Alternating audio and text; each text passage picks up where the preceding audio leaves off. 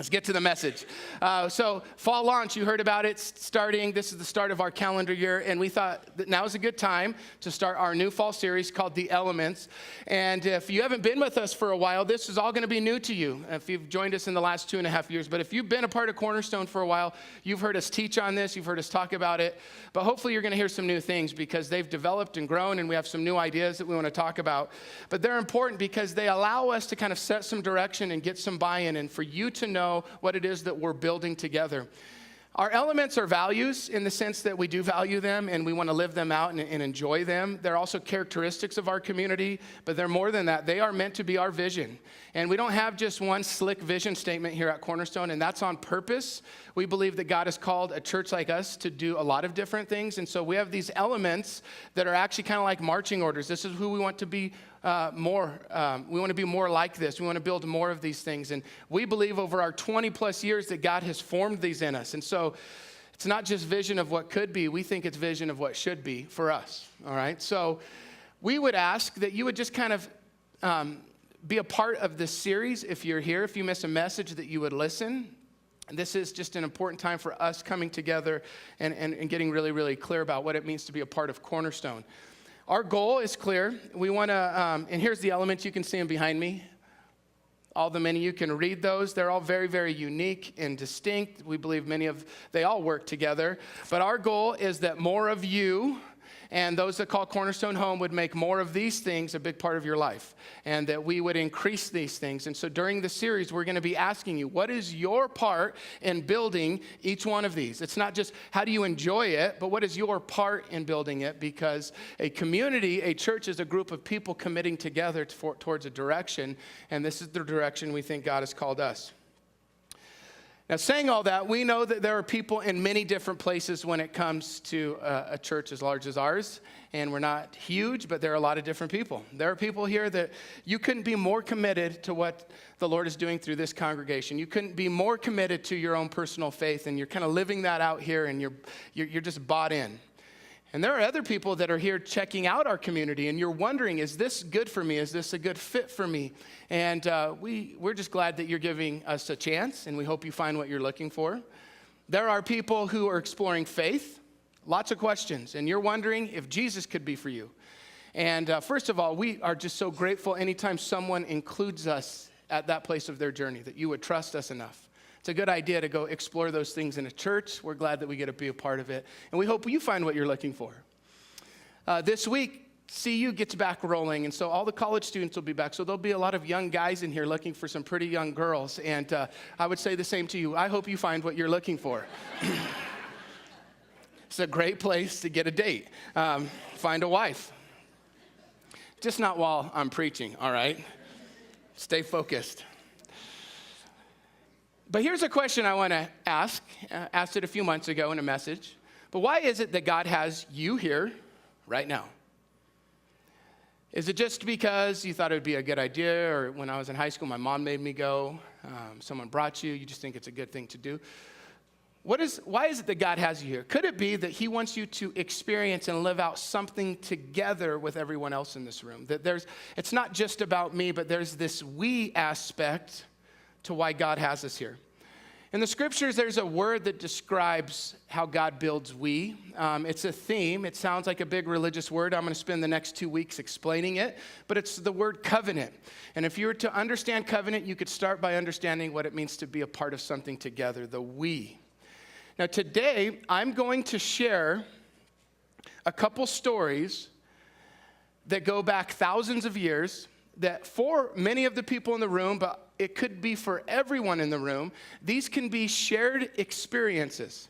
In other words, we can say, hey, my life is like that we share this journey, we share this same experience of faith. And here's why I want to share this, because there has to be something that pulls us together. There has to be something that pulls all of these 9 elements together. There has to be something that creates a we among us. And so this week and next week, I'm going to try to get at that. But today it's about, is there an experience that brings us all together? Is there a journey that brings us all together? And we're going to look at the story of Abraham and also the story of the disciples to see what that might be. So covenant's the subject. Let me say this about the covenants. Some of you might not be aware of them, but some people, they really care about them. I'm going to share about 4 covenants the next 2 weeks. None of the covenants replace the others, okay? They're eternal, they continue. The covenants are partners. They build upon one another. The covenants are siblings. You could think of them that way, and they are moving through history together. And so a lot of times Christians like to say some covenants replace the others. We don't see Scripture that way. We see them all continuing, okay? So that matters to a lot of people, especially those of you that are Jewish in the room. The covenants continue. They are siblings that are moving together. They provide a narrative for the Bible, okay? So today I'm going to give you a narrative from beginning to end of faith and help you think about faith in a different way. But the covenants help us understand the entire Scriptures. So this one theme that occurs over and over again. Now here's what I'm talking about when I talk about covenant, because you could use words like connection and partnership and loyalty. Those would all be things that help describe covenant. But there are 3 aspects of every covenant that we read about in the Scriptures that occur over and over again. And if you're missing one of these, it's not really a covenant, at least the kind the Scriptures talk about. So number 1, you can see them behind me. Number 1, that there is always a movement on God's part. And so this can show up a couple different ways, or let me describe it a couple different ways. Covenant starts with God moving towards people and speaking to them, okay? God moving towards others, speaking to them. They hear God's voice and the mystery of what it is to hear God's voice, and that's a big subject we teach about here from time to time. But God moves towards them. That is the beginning of covenant. But this movement has another application, and that is that God moves towards people because he wants to send something into a new direction, okay? He wants to create something new. He wants to start something new or start a new direction. And so if you just take a simple example like a man and a woman in marriage, which is a covenant, because God initiates that, you have something new. You have a marriage. You have a family that is created because of covenant, okay? So covenant has movement. God moves, but he's using people and the covenant to move the world in a certain direction. Number 2 is consent, or you can think of it this way. It's freedom to choose. God never shows up and says, you must do this with me. You must join this group. It's always an invitation to be a part of what it is that he is doing. And he never, ever violates personal free will this way. Everyone has the choice. Even God has the choice. God enters into covenants with people. And he doesn't do it because he's obligated or because he has to. He does it because he chooses to. So covenant is about consent, free will. And even the nation of Israel, one of the first societies living out covenant, they were one of the first ancient societies that celebrated and protected the rights of the individual. Okay, so individualism is not lost. It's actually built up, and people choose to live in covenant together. And number 3 is responsibility, or you could think of it this way, personal responsibility. You can't be a part of a covenant unless you are living out your part of the covenant. Everyone says, I do, and I'm in, okay? So let's take marriage again as an example. You choose one another, but if one person stops living out the responsibilities of what it means to be a loving spouse, they're no longer faithful, they're no longer serving, they're no longer submitting, well, then you have a problem. Personal responsibility is part of it, but this comes after consent and freedom, okay? So this is what the nature of covenant. And so people often use words like responsibility, devotion, partnership to describe it, but it's unique. And it was unique in history, especially in the time that I'm going to share today and next week. So we're going to look at the story of Abram, or later on his name was changed to Abraham. I'll use his names kind of interchangeably. Abram means a mighty father, which is interesting because he had to wait a really long time to have a son. And Abraham means father of many nations or many peoples, okay? Here's what I want you to listen to in the story and the next story. I'm going to go through both of them. How are these stories similar? How are these stories like your story, okay? So personalize it. How is this story like my story? Or how could this story be like my story? So I want you to apply as I go through the story. So let's start with this board, and there's a few kind of just big ideas about what was taking place as Abraham entered into a covenant with God. And so the story starts off in Genesis chapter 12, verse 1. It says this, and you can read it behind me. The Lord had said to Abram, "Go from your country, your people, and your father's household to a land that I will show you. I'll make you into a great nation. I will bless you. I'll make your name great, and you'll be a blessing. I'll bless all those who bless you, and whoever curses you, I will curse, and all the peoples on the earth will be blessed through you. So Abraham went, and as the Lord had told him, and Lot, his nephew, went with him. This is the beginning of this very first covenant between God and people. It's not the first time God makes a covenant in Scripture. He actually makes a covenant with the earth after the flood, but here he's making a covenant with Abraham. So look how it starts. It starts with God moving towards him. So imagine Abram, and this is kind of a neat thing that the Jewish commentators make a big deal of, is that he was just going about his life. He was just, as he went, as he was working, as he was living, then God showed up and almost interrupted his life. The way the story is told, we don't get a lot of context about whether he was searching for some time or he had some disappointments or if he had dreams of certain things. We don't know about any of that. And I think the story is told that way as to make the point that often when God begins to move towards us and speak to us, it seems sudden, doesn't it? You're like, who's speaking to me?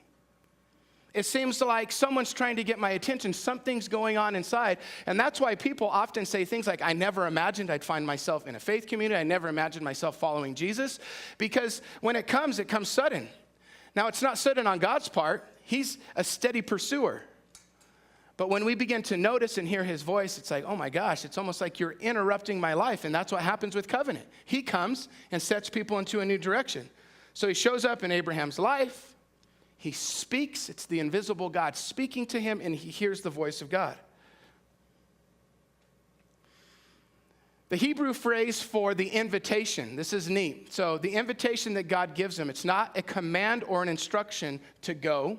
It was an invitation. It's the Hebrew phrase, lek lekha.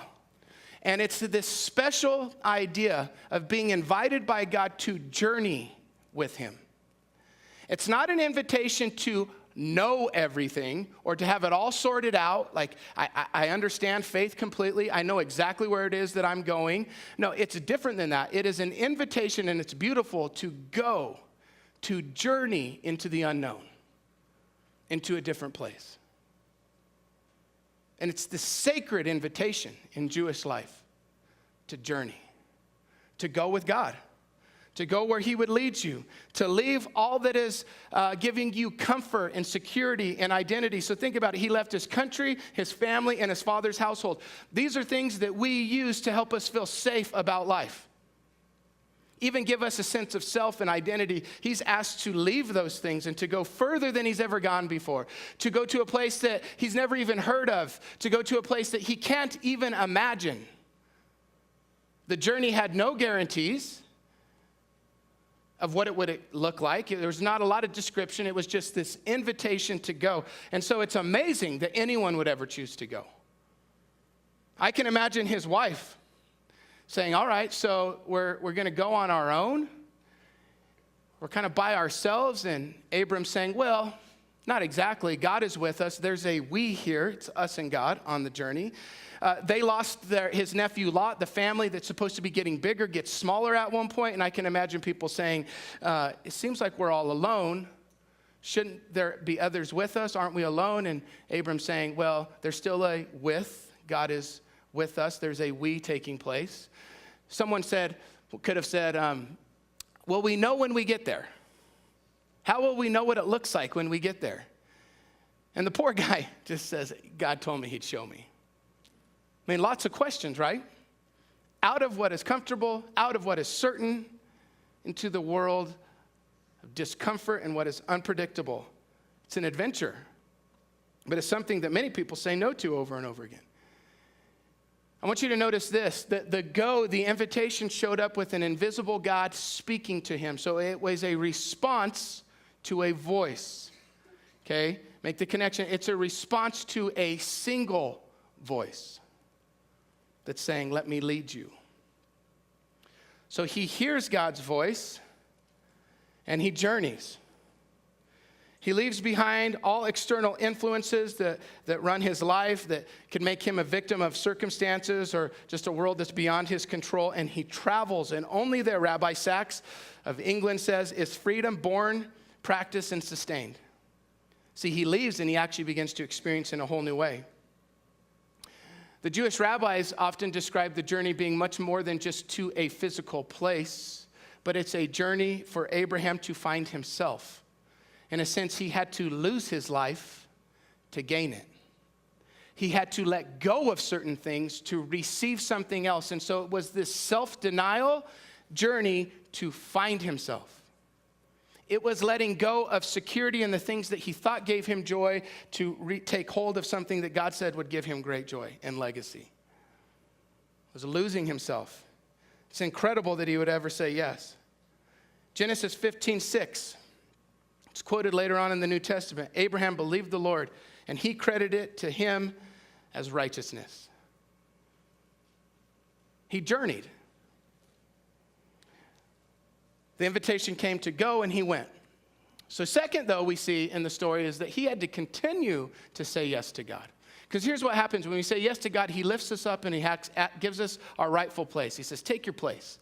But we have to continue to say yes in life. And so Abram has this promise. And the promise for him is that you can see the verse behind me from Genesis chapter 12, that he was promised a great big family, that they would be a great nation, that later on that there'd be so many of them that they couldn't count them. And he's just promised this incredible legacy. This is the promise for him. But the promise for Abram, he knows, will come through a son. A great nation through a son. Well, the problem is he has no sons. His wife is barren.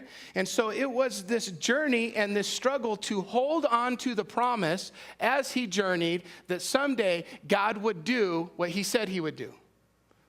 And as we'll see in a moment, that was really, really hard for him to do. But there is a promise here in the story. Eugene Peterson says what made Abraham special is that he lived by the promises and lived with risk. You can't hold on to a promise and stay in a safe place because the promise is in the journey. It's down the road. And so Abraham, had to let go of these things to take a hold of the promise. He had to lose his life to gain it. Now, with covenant, after a promise comes a purpose, because this is the personal responsibility part. You're not just journeying with God, but you're meant to have a part in this, to obey, to be like him. And so there's a purpose to this covenant. Genesis 12:3, I will bless those who bless you, and whoever curses you I will curse, and all the peoples of the earth will be blessed through you. The ultimate good of this covenant that was being made with Abraham and his family was the blessing to all of the world. God is not exclusive, he's inclusive, he's just using one man to get there. Isaiah chapter 49, verse 6, God is speaking to his people during a very tough time in their life where they've lost their way. He says, I will make you a light to the Gentiles, to the nations, that my salvation may reach the ends of the earth. There's a purpose. But there's a struggle. There's a struggle to go. There's a struggle to hold on to the promise. There's a struggle to live out God's purpose because we choose our own way all the time. There is this very, very real struggle for Abraham as he went. He had to wait a really long time to see any movement towards the promise. He had to wait a really long time without seeing anything take place. But this is what makes him amazing. His faith was built on things that were said to him but were unseen.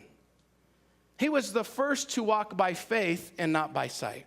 It's a whole different way of being human, to let your faith be your vision, to let your faith be your way of knowing. And so because that is what it was like on this journey, it was a struggle. He doubted. 3 different times we're told. He tries to take back control of the story and create a path for his own son to be born, his own path to have this mighty great family. 3 different times he gets off track and has to get reminded and brought back on track. But if you hear the way the Lord talks to him, it's always kind. It's always an invitation to go. Go a little further. Keep trusting me. But he struggled. Tried to come up with his own plan. The Lord has to remind him that he's going to be faithful to him. He says, the son that you're planning on having, or this young man that's in front of you, that will not be the heir. I will give you a son that comes from your own body and your wife. I will be faithful. Doubt had crept in. He had to deal with it. It was a struggle all along the way. Here's what Rabbi Sachs says. Here's another quote from him. Faith is the ability to live with delay without losing trust in the promise, to experience disappointment without losing hope, to know that the road between the real and the ideal is long and yet be willing to undertake the journey.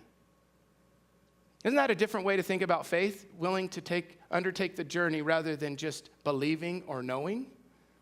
See, that's a Western way of reading the scriptures. The Hebrew way is to think of faith as a journey with God, where doubt and struggle is allowed. So he struggles. But here's what's really neat about Abraham. We don't know him at the end of the day as someone who struggled. We know him as a friend of God. He was the first one we know in the scriptures that's called a friend of God. He might have been the first person known in history called a friend of God. But he, all along the way, these many years, was building a friendship and experiencing friendship with God. It wasn't just about doing for God or God doing for him, but he was with him and he was enjoying him and he was never alone because God was with him. And this friendship was being built all along the way. So you can read some of the verses behind me. Like Isaiah 41, verse 8, where God references that Abraham was his friend. Or later on, James, the Jewish theologian, said of Abraham, the reason he was a friend is because he trusted God. He journeyed. That's what made him a friend. You journey with your friends, right? You don't just use them, you journey with friends. And that's why he's a friend. Now, this was a big idea, a new idea. Nowhere could you find in the ancient world people walking around saying, the gods, the creator God, the God, or the many gods are my friend. No one talked that way. They were afraid of the gods.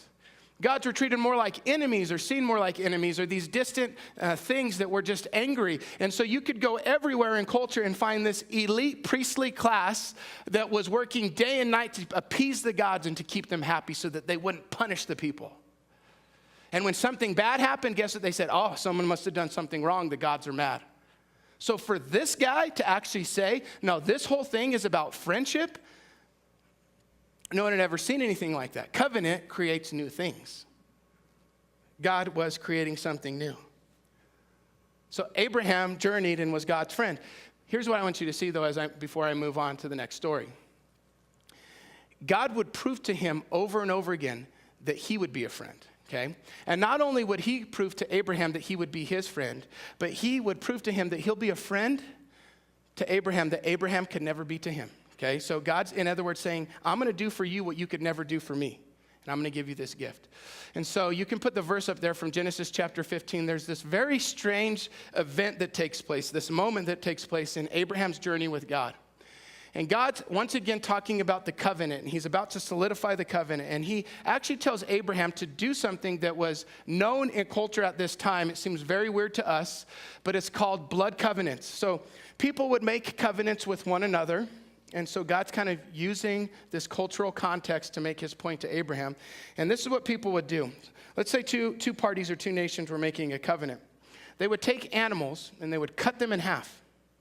Okay? And it'd be this big bloody mess. And they'd put half of one animal on this side and half on another side, and they'd scatter them down, creating a path between the dead animals, okay? And many people refer to it as the blood path.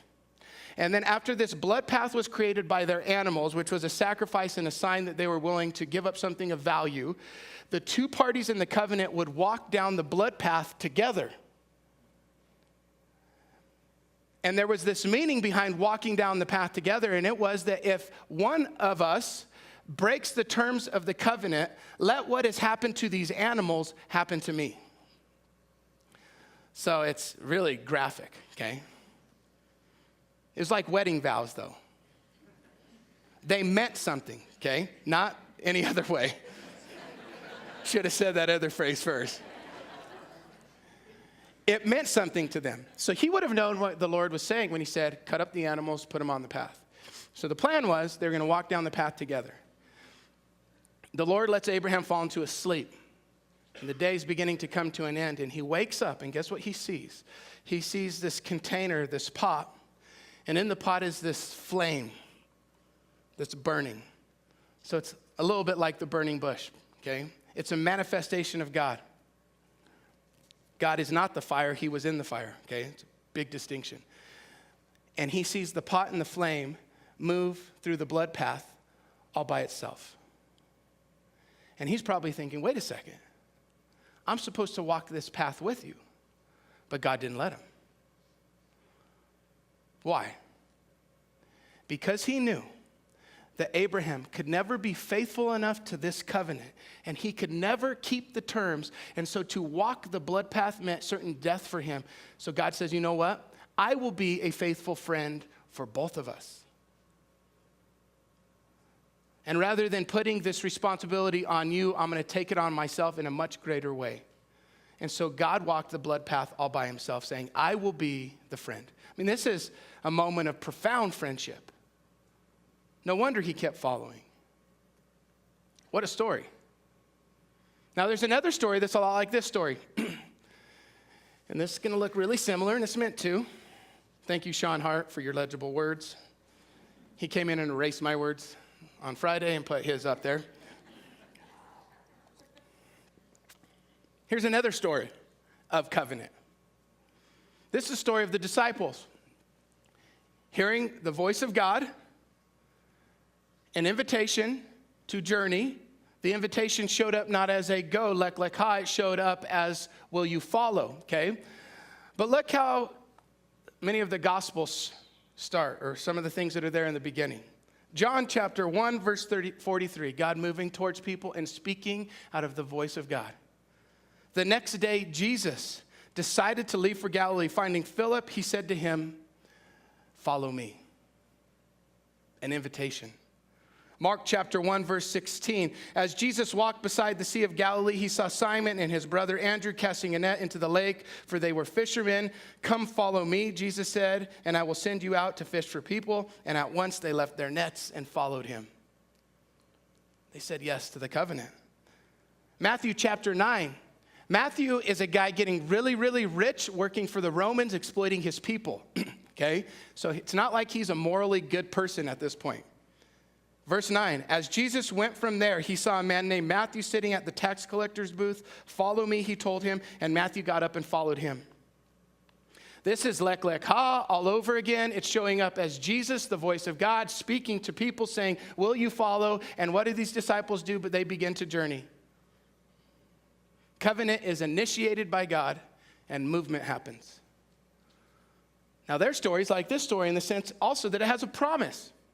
So Abraham was promised a great family, right? To be a part of a great nation, an eternal people. Well, guess what Jesus promises his disciples? He promises them to be a part of a great kingdom, to be an eternal people, to be a part of an eternal kingdom that will just reign in this world. And so, of course, what he's talking about is the kingdom of heaven or the kingdom of God, the subject Jesus taught on more than any other subject. And it was meant to be a promise to anyone who would listen, that someday God will right every wrong. Someday God will sit on a throne fully and he will make all things new. And so you can read about it in Daniel chapter 2. Years before Jesus, Daniel talks about a good king sitting on the throne someday. It's a promise. John, towards the end of his life in Revelation 21 says, he was seated on the throne and said, I am making all things new. This is an incredible promise that he's given the disciples. Later on, things would be said like you are co-heirs. You're to reign with God. You have an inheritance. These are all promises that are being given to the disciples. It's the same story. And there's purpose behind this story. That it wasn't just a choosing of the disciples for their sake, although it was the greatest gift in their life, but they are meant to lay down their lives for the world around them. So remember how Israel is referred to as the light to the nations? Look how Jesus sums up the purpose to his disciples. Matthew chapter 5, you are the light of the world. A town built on a hill cannot be hidden. Neither do people light a lamp and put it under a bowl. Instead, they put it on its stand. And it gives light to everyone in the house. In the same way, let your light shine before others that they may see your good deeds and glorify your Father in heaven. How about what Jesus said right before he ascended into heaven, go into all of the world, make disciples.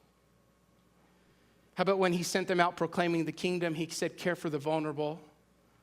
There's a whole lot of purpose. There's a lot of responsibility to being in a covenant with God. It's not just hard to hold on to the purpose, but there is a responsibility and a purpose behind it. But because following can be difficult, because holding on to a promise could be difficult, because living out your purpose can be difficult, the disciples, they struggled just like Abraham did. They struggled in every way. They struggled to believe. They struggled to hold on to the promise.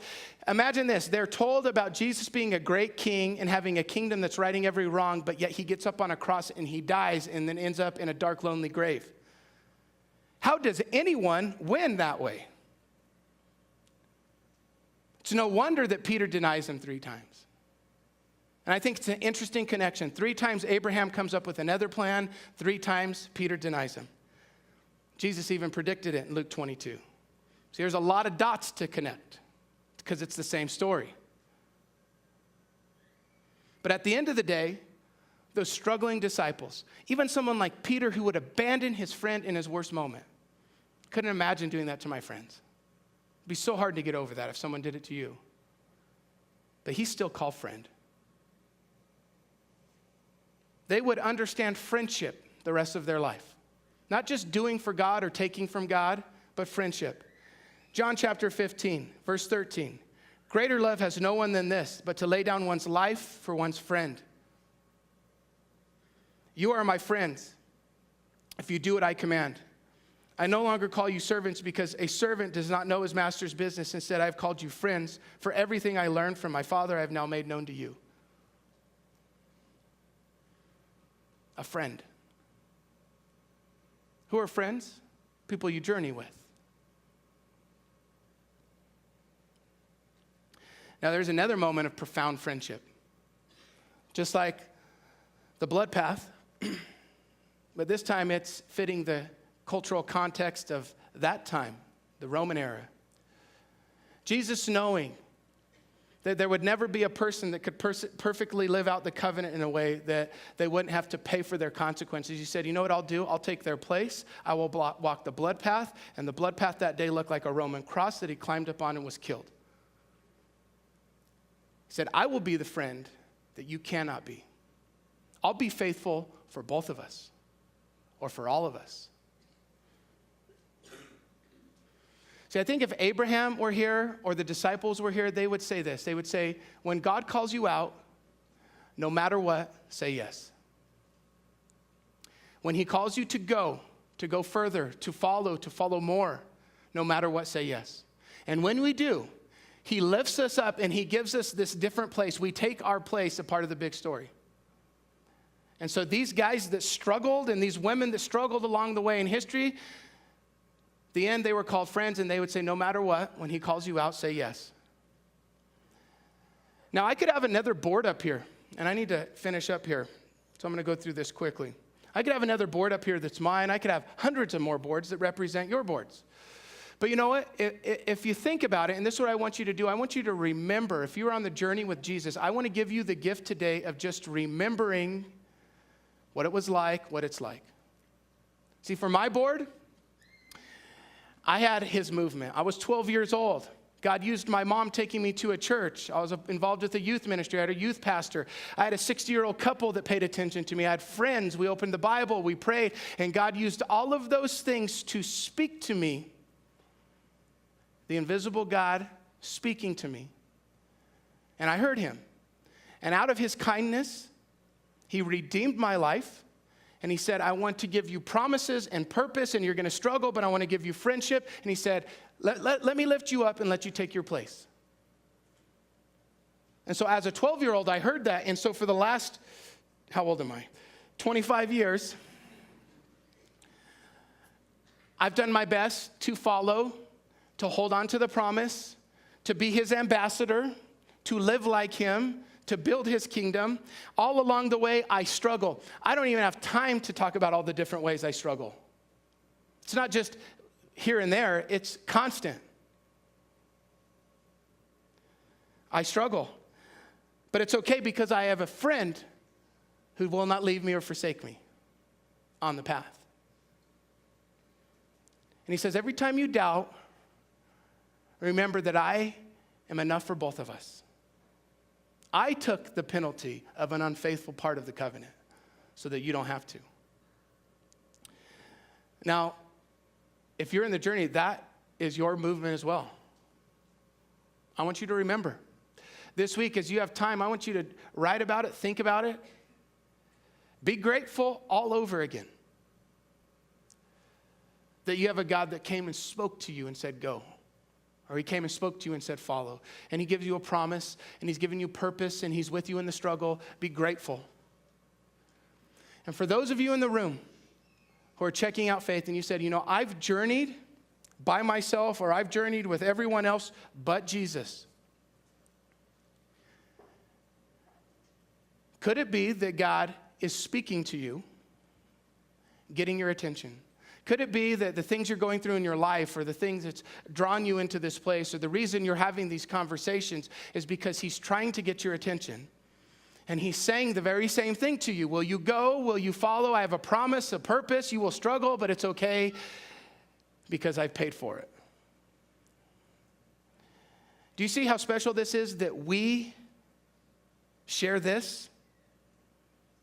It's timeless.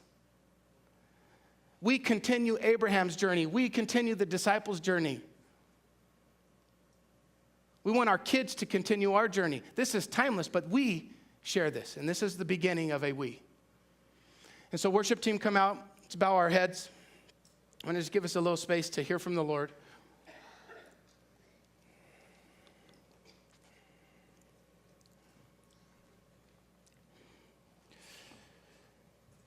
I want you to think about this phrase that when God calls you out, no matter what, say yes.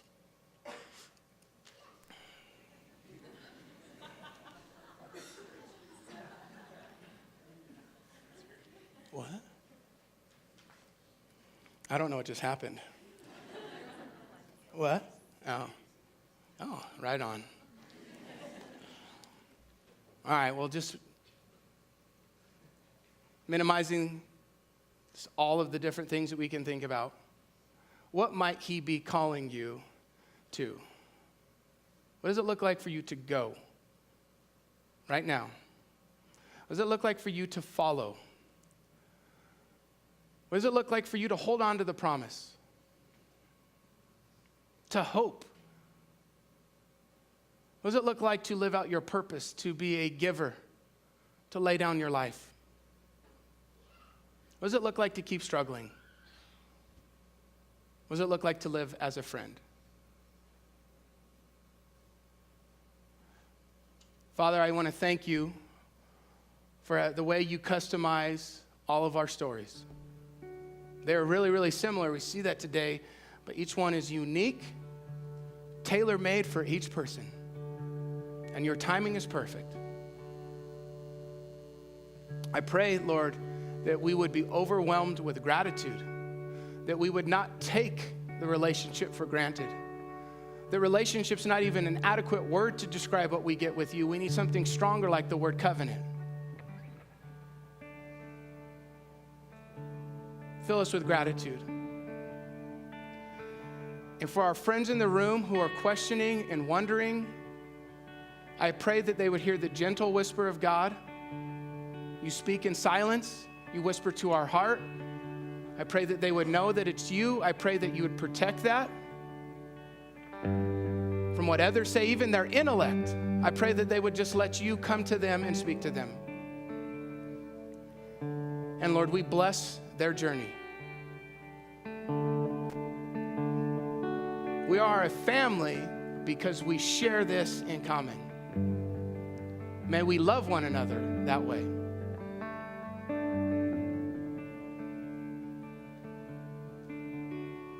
In Jesus' name, amen. Let's stand together.